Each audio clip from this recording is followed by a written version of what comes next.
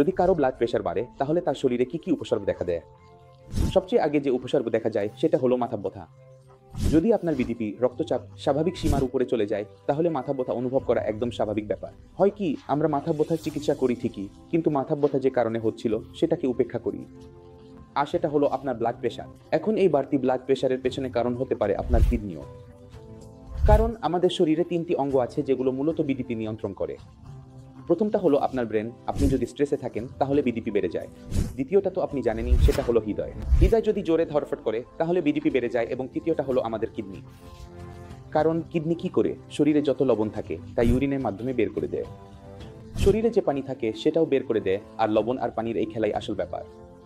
যদি আপনার রক্তচাপ বেড়ে যায় তাহলে আপনার জানা উচিত কোনো অঙ্গ এটি বৃদ্ধি করছে। আমার কি স্ট্রেস বেশি? আমার কি কোনো কার্ডিয়াক সমস্যা আছে, নাকি আমার কিডনিতে কোনো ক্ষতি হচ্ছে? এই জায়গাগুলোতে কাজ করার দরকার হয়। তাই যাদের রক্তচাপ বেশি থাকে, আমার পরামর্শ হচ্ছে আপনারা 6 মাস পর পর কিডনির টেস্ট, ইউরিনের টেস্ট করিয়ে নিন।